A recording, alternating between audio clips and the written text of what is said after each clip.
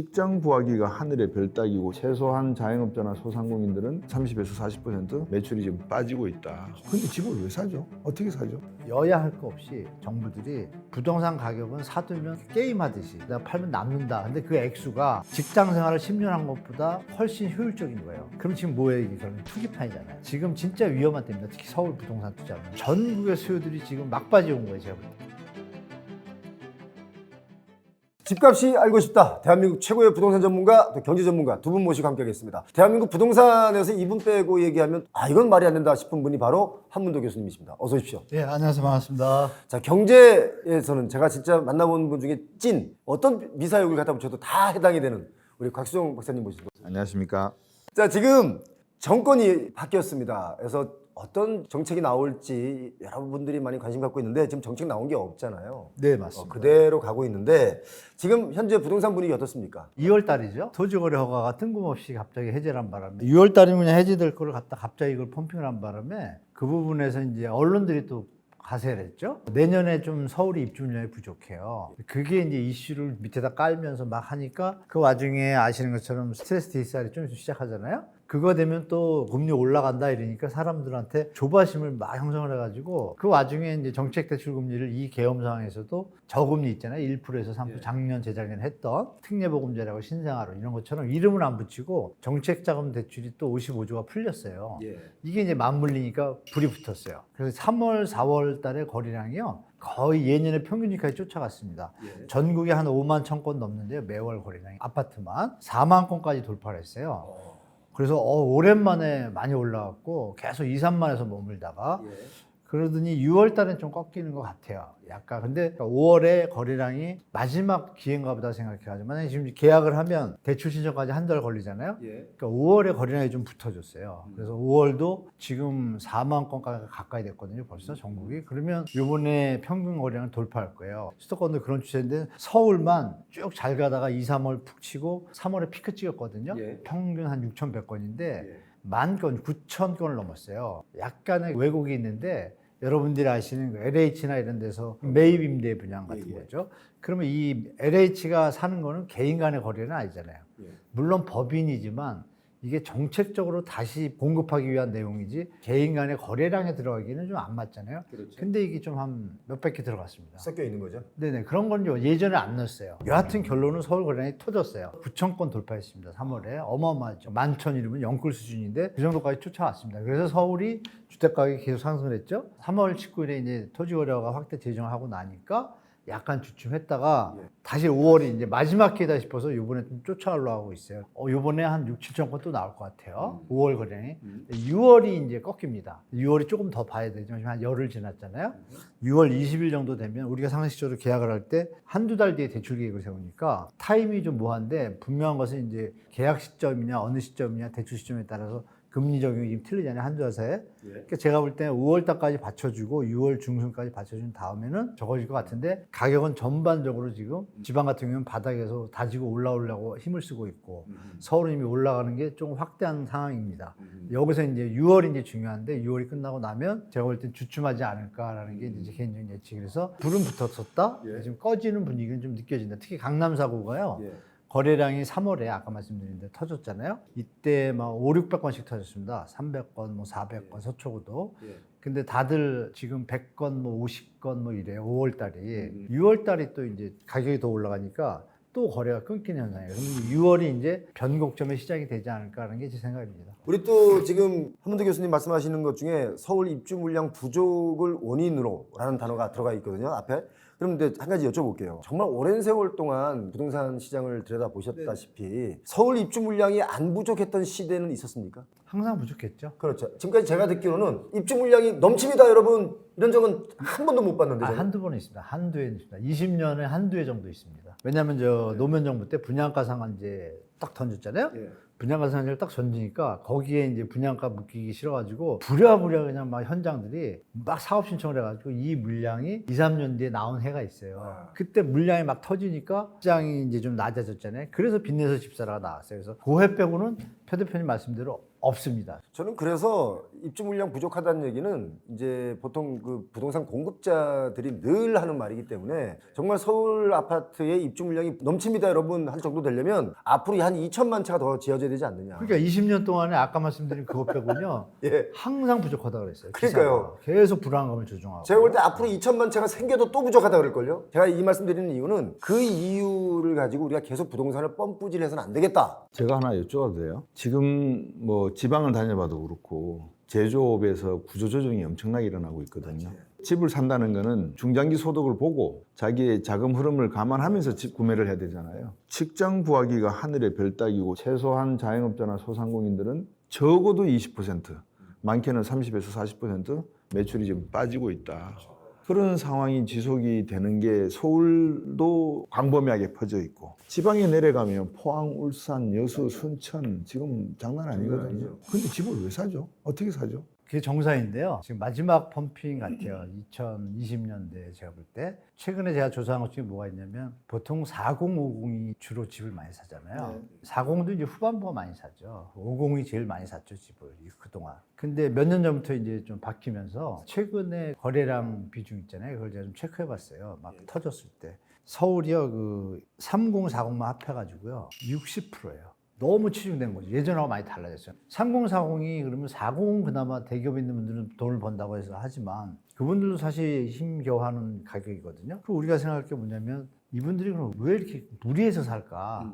여야 할 거 없이 정부들이 부동산 가격은 사두면 한 번 이렇게 게임하듯이 팔고 내 뒤에서 내가 팔면 남는다. 근데 그 액수가 직장 생활을 10년 한 것보다 훨씬 효율적인 거예요. 그러니까 고민하다가 성실하게 사는 임금 노동자 샐러리맨들이 계속 듣다가 이미 먼저 영끌 해가지고 갭투기 해가지고 한 분들은 영끌 시절에 팔고 나왔고 뒤늦게 그거를 계속 머릿속에 남아있다가 그 와중에 조바심을 일으키니까 스트레스 TSR 막 겹치니까 이 대목에서 2030들이 그냥 배팅한 거예요. 제가 볼 때 비중이 이렇게 높아졌다는. 그럼 이분들은 뭐냐 3, 4년 뒤에 이제 변동금리가 바뀌잖아요. 그때 또 힘드실 거예요. 그래서 지금 이런 추세는 2030, 40이 지금 리딩하고 있어요. 그래서 이분들이 요번에 스트레스 TSR 딱 끝나고 나면 제 주위에 5060을 보면 지금 수지 계산이 안 나요. 서울의 대기업에 근무하신 분이 열심히 근무를 해왔단 말이에요. 처음에 얼마 했던 전세가 뭐 5억 6에서 출발하니까 대기업이니까 이게 이제 12억대가 됐다는 전세값만 강남 지역에. 그러니까 이분이 그동안 모은 걸 계산해 보면요. 처음부터 1억 이상 받는 게 아니잖아요.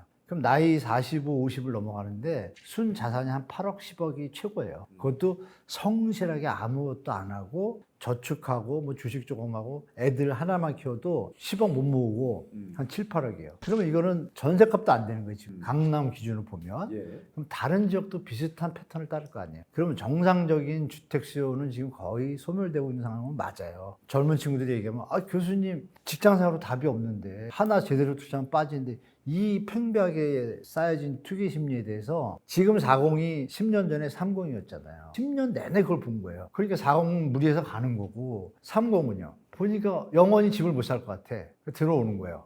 20도 따라하고. 그래서 2340이 합하면 70% 가까이 되거든요. 그럼 이상하잖아요, 시장에. 5060이 돈이 더 많네. 우리 생애 주기를 봐도. 그래서 결론이 그런 이유들 때문에 샀다가 나보다 더 큰 바보한테 팔고 그 차익을 남기겠다는 생각이죠. 그런데 뒤에서 받쳐주는 사람이 없으면 이제 시장이 어떻게 되겠어요? 우리가 예측하는 대로 흘러가겠죠. 제가 부연 설명을 좀 드리면 요즘에 그 제조업 공장 하시는 분들이 이제 많이 저 폐업을 고민하고 있고 실질적으로 폐업을 하신 분들도 많고요. 그 폐업을 하고 공장을 팔고 그럼 뭐 할 거냐라고 제가 여쭤봤더니 강남 아파트 사겠다는 거예요. 오히려 강남 아파트 사가지고 한 2, 3년, 3, 4년 묵으면 2배로 뛰는데 공장을 왜 하냐는 거죠. 그래서 그런 분들이 또 가세했어요.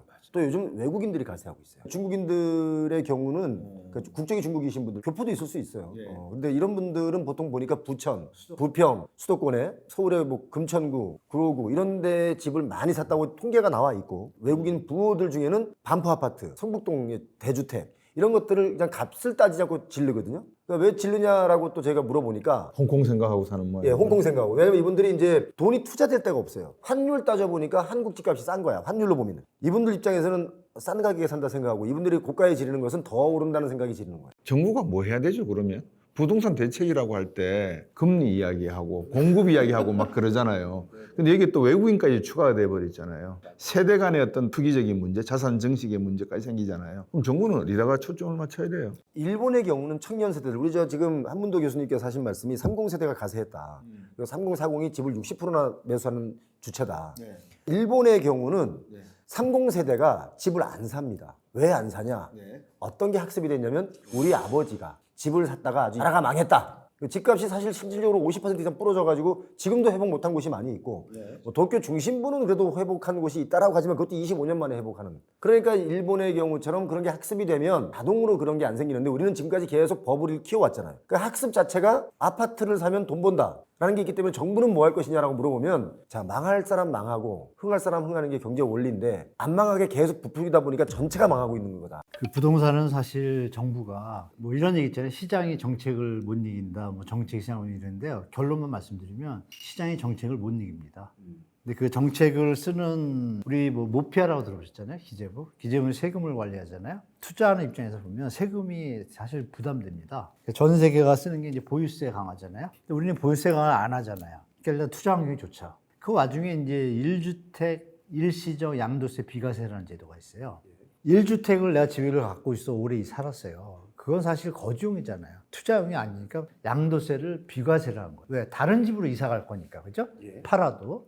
그건 국민 누구나 공감을 해요. 그래서 그 기간을 1년을 준 거예요. 그러니까 내가 다른 집을 만약에 마음에 드는 집이 있어요. 딱 샀어. 그럼 이걸 팔아야 되는데 원래 순서대로는 팔고 알아봐야 되는데 팔고 알아보는 것과 알아보고 파는 것과 동시라고 생각해주는 범주가 있잖아요. 그거를 1년을 준 거예요. 누가 봐도 1년 안에는 잔금을 칠 거니까. 그렇게 상식적으로 이어오다가 어느 때부터 이걸 2년으로 늘립니다. 뜬금없이. 여기는 무서운 패가 있는 거예요. 왜냐하면 종전주택이라 하죠. 이거 있고 이걸 샀어요. 2년 안에 이걸 팔면 되니까 주택가격이 오르는 시기를 생각할게요. 올라갈 것 같아. 그러면 집 하나 더 사요 일단. 2년 뒤면 얘가 더 오를 거 아니에요. 그때 팔아도 세금은 안 내. 이걸 안 거예요. 근데 이걸 갖다 또 어떤 정권이 3년으로 늘려버려요. 여기서 또 무슨 일이 벌어지냐? 분양권을 사도 되네? 분양권 투기가 벌어진 거. 왜? 내가 집이 있는데 분양권을 샀어요. 처음에 얘는 해당이 안 됐어. 근데 얘도 또 집으로 친다 이래가지고 3년에 팔아야 돼. 그래서 3년 안에 새 집에 들어갈 때 주택가격 뛰면 이 집은 또 3년에 올랐을 거 아니에요. 이거를 3년마다 하면 어떻게 돼요? 10년이면 3번 집을 팔고 사고 이게 지금 방치되어 온 거예요. 이거를 만약에 1년을 줄이면 어떻게 될까요? 진짜 실수자들만 양도세 비과세 혜택을 받고 자기 필요한 집을 사지 이걸 이용해가지고 투기를 안 한다니까요. 이거 하나를 비롯한 여러 개의 팁들이 있어요. 예를 들면 분양가 있잖아요. 공급 확대한다고 칠게요. 롯데호텔 200만 원 던지니까 처음에 뭐 막 시장이 됐지만 1년 뒤부터 쭉 왔잖아요. 안정적이요. 그리고 이제 조성원가라고 들어보셨잖아요. 국민 세금으로 된 거를 땅을 보상을 해줘요. 땅을 보상을 가지고 건축비만 지어서 분양하면 되죠. 그게 조성원가제예요. 그러면 이문이 별로 없으니까 집값이 오르든 말든 얘는 원래 원가가 정해졌잖아요. 그러면 일반 사람은 올라가는 집을 살려고 그러겠어요? 이 집을 받으려고 그러겠어요? 싸니까. 그게 노무현 정부 때 이제 했던 거거든요. 예전부터도 해왔고. 그게 박근혜 정부 때 막 집값이 오를 때 그 조성원가 제도 물건들이 시세가 8억까지 갔는데 분양가가 4억이에요. 그럼에도 불구하고 그게 완충 역할을 했거든요. 근데 박근혜 때 뭘 했냐면 이걸 갖다 바꿔버려요. 시세로. 같이 올려버리는 거예요. 그러면 안 되죠. 국민 세금으로 샀는데 그걸 국민한테 다시 매겨요? 그렇잖아요. 그 차액을. 그리고 맨날 적자만 내고 뒷돈 빼먹어? 이걸 방치하고 있잖아요. 이런 것들 몇 개만 손을 대면 주택가격은 중장기적으로 모든 국민들이 예측 가능하게 만들 수 있거든요. 이번 정부에서는 그거를 잘 좀 체크해서 한다라면 우리가 예측 가능한 시나리오를 만들 수는 있습니다. 지난 정부 윤석열 정부 때도 그랬고 이제 아마 이번 정부도 저는 뭐 같을 거라고 보는 것 중에 하나가 어떤 정권이든 간에 집값 안정에 대한 얘기를 계속 하는데 지나고 보면 집값 안정을 시키려는 의도보다는 집값 부양하려고 하는 의도가 더 강했다. 결정적으로 하나 말씀드리면 전세가 대출 있잖아요. 전세 대출. 이 전세 대출을 원안을 말씀드릴게요. 대한주택도시보증에서 보증을 쓰는데 원안이 60에서 70%였습니다. 근데 이거를 국회의원들하고 아까 말씀드린 파이들이 합작을 해가지고 이걸 105%를 만든 거예요. 그래서 전세가 터졌어요. 전세 가격이 떠받치니까 집값도 올라가죠. 그러면 전세 이 대출 액수를 굳이 왜 그렇게 무리를 하죠? 그러면 한 50%로 줄일게요. 보증을 50%. 그러면 은행이 50%에 대해서 신용 리스크를 안아요. 은행이 함부로 대출 안 해주죠. 전세가 비율이 낮아지죠. 집값도 낮아지죠. 이거 하나만 해도 돼요. 이런 식으로 여러 개 정책이 있는데 스파이가 많습니다. 대한민국에. 부동산 얘기 들었으니까 경제적으로 보면 어떤 것 같아요? 이 얘기를 좀 종합하면. 예를 들면 미국 캘리포니아도 좀 아시잖아요. 100만 달러짜리 집을 샀다. 그러면 재산세가 변하지가 않습니다. 쭉 가버립니다. 그러니까 내가 100만 달러 집을 샀는데 20년, 30년 살아도 처음 살 때 재산세 10%면 10%만 내는 거죠. 근데 중간에 이게 한 뭐 올라가서 500만 달러가 됐다고 가정을 해보죠. 그럼 500만 달러 들어왔더니 얘는 10%를 500만 달러 기준으로 내야 되니까 얘는 또 계속 또 살아야 돼. 안 그러면 재산세가 계속 바뀌어버리니까. 그러니까 방금 말씀하신 대로 정부는 세금을 걷어들여서 재정에 쓰겠다라는 명분을 대지만 그 명분이 일관성이 있는 정책이 계속 유지될 때 누구나 다 합의하고 동의하고 이해할 수 있는 정책이 되거든요. 그래야 집값도 안정이 되고 비싼 집을 산 사람은 내가 그런 능력이 되니까 나 사는 거야. 네가 왜 딴소리해? 나만큼 돈 벌어봐. 그럼 이렇게 떵떵거릴 수가 있는데 우리나라는 그게 안 되니까 부자들 보고도 가난한 사람들이 색안경을 끼면서 보는 거고 삼성 같은 대기업에 있는 임원들조차도 아침에 신문지 몇 장 뒤지다가 사우나 간다 하면서 떠나가지고 부동산 투기하러 돌아다니고. 그러니까 대한민국이라고 하는 사회가 방금 말씀하신 정치하는 분들이 제대로 된 정책을 가져가야 되는데 그 사람들의 정책의 도덕과 윤리와 가치와 철학이 이거 엉망인 거죠. 예를 들면 제가 최근에 이제 지방 강연을 가거나 이러면 구미공단 이런 데를 가본단 말이죠. 택시기사분이 그러세요. 혹시 전세 안 필요하세요? 이래요. 제가 이쪽 사람이 택시기사님이요? 택시기사님이. 야. 알고 보니까 이제 당신이 갖고 있는 집을 전세를 놔야 되는데 지금 사람이 없는 안 거예요. 나가는 거예요. 안 나가는 거예요. 네, 그래서 얼마 정도 된대요? 이게 32평이 그러니까 15만 원만 주세요. 월세를. 월세를.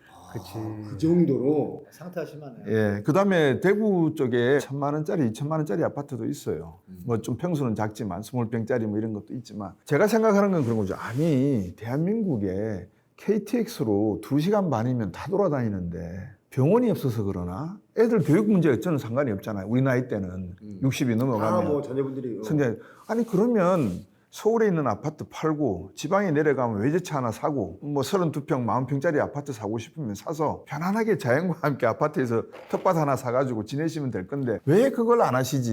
왜 안 하는지 그 부분에 대한 거. 자, 지금 60대는 집을 안 팝니다. 서울에 있는 분들이. 안 팔시겠죠. 70대가 넘어야 집을 팔까 말까 고민하는데 이 중에서도 거의 50%는 지금 박사님 말씀처럼 그렇게 가면 편하죠. 본인은. 근데 그게 아니라 자녀에게 이 집을 물려줄 거라는 분들이 늘어나고 있는 거예요. 왜? 내 자녀는 얘가 돈을 벌어서 서울의 아파트를 못 산다 라는 개념이 섰어요. 그러니까 서울 아파트가 비싸다는 뜻이야 그만큼. 그러니까 그걸 물려주려고 안 가는 거지. 우리가 앞에서 우리 두 분께서 말씀 주셨잖아요. 일본의 버블이 터져가지고 교훈을 얻었다 일본은. 그래서 함부로 주택가액 올리는 것도 스스로가 방어한다.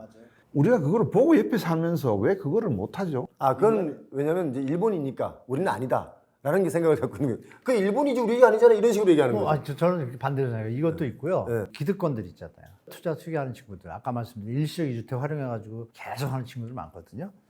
공무원들도 하니까 일은 안 하고 조금 여유가 있고 돈이 자산이 남게 되면 그냥 부동산이 답이라는 이런 모임들이 많아요. 많죠. 그런 부분으로 가니까 이분들의 생각은 그냥 꽂혀 있는 게 이쪽으로만 투자해야 되겠구나라고 모여 있잖아요. 그럼 지금 뭐예요? 이게 결국 투기판이잖아요. 우리는 아직 안 터졌잖아요. 그렇죠. 터진다 그러면서.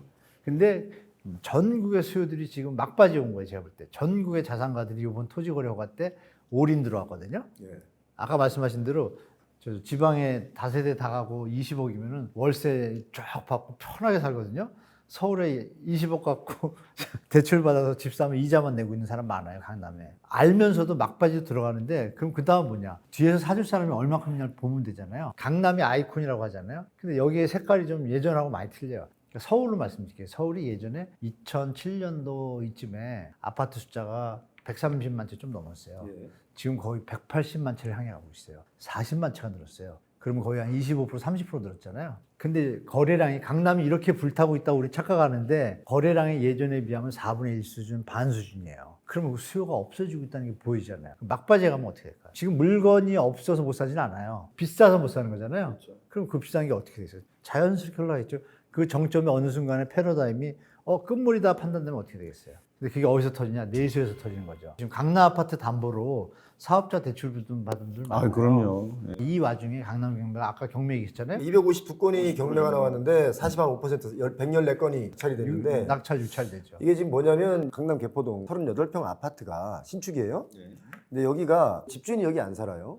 그래서 이분이 집주인 남양주 쪽에 어디 사시는 것 같아요. 근데 이분이 계속 여기 아파트 값이 38평이 이제 최근 얘기가 지은 지 얼마 안 됐으니까 재건축한 지가. 그러니까 뭐 30억 이랬단 말이에요. 근데 이분이 여기 들어와서 살 수 있는 여유가 없으니까 계속 전세를 주고 있단 말이에요. 근데 한 3년 딱 지났어요. 그저께 50억에 팔렸어요. 그러니까 이런 상황이 생기니까 지금 토지거래 허가제 풀어주고 다시 묻는 이 과정에서 집값이 또 초급등했단 말이에요. 그러니까 사람들은 계속 뭐냐, 이거 방송 보시는 분들이 꼭 알아야 되는 게 뭐냐면 서울 강남 3구 왜 그 영향으로 마포, 용산, 성동도 좀 뛴다. 맞아요. 그런데 그렇지 않습니다. 서울 강남만 뜁니다. 왜 거기만 뛰냐면 강남 아파트를 사람들은 이제 거의 금이라고 봐요. 그러니까 우리가 볼 땐 튤립인데 투자하는 사람들은 금으로 보는 거예요. 이건 안 떨어진다고 보는 거예요. 그래서 여기만 급속도로 더 많이 뛰지 다른 지역이 같이 올라간다. 올라는 가도 여긴 조금 올라가지만 여긴 많이 올라가는 거죠. 그러니까 이걸 사람들이 이제 알기 시작한 거예요. 우리 지금 박사님 궁금한 게 이번 정부에서 뭘 하면 좋으냐 이제 이걸 여쭤보신 거잖아요, 그죠? 그건 어떻게 생각하세요? 지금 뭐 명확하게 안 나왔다고 다 말씀드리지만 공급 확대에 대한 신호를 확실히 주고 저번 정부에서 아시겠지만 3기 신도시 20만 원을 계속 분양을 했으면 이런 상태가 안 됐습니다. 서울도 좀 조정이 됐을 텐데 3기 신도시를 분양을 안 했잖아요. 3기 신도시 빨리 신속히 몇십만 원 공급하고 청년도 또 역세권에다 20만 원 공급하고 이런 공약들이 양쪽에 다 있었어요. 붙은 양반이 전혀 안 했잖아요. 왜? 부동산 PF 살린다고.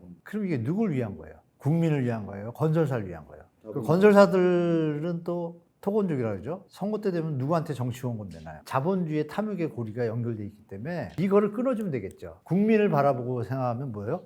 당연히 공급을 노태우 받잖아요. 노태우 때 200만 원 빡 때리니까 주택가가 안정되잖아요. 그럼 지금 뭐 공급이 뭐고 인구가 줄고 이런 거 다 차지하고 그냥 적정 공급수를 그냥 확 때려준다 그러면 지금 3기 신도는 다 됐잖아요. 공급을 안 했잖아요 그동안. 내년에 입주 물량 부족하다는 게 뭐냐. 자, 서울 근교 바로잖아요. 3기 신도시가 한 20만 원 되는데 20만 원 풀면 어마어마한 물량이에요. 3만 5천 원씩 하면은 한 8년치예요. 이거를 동시에 계속 분양한다면 서울에 있는 시민들이 굳이 서울 시내 비싼 값보다는 이쪽으로 대체 수요가 생기면은 주택 가격이 안정되는 거 뻔한 건데 이거를 이제 조절을 하죠. 여기에 이제 말씀드린 기득권 카르텔들이 LH 직원이나 국토부 직원이나 이러면 뭐 시장이 어쩌고 건설사 이런 거 막 들어오겠죠.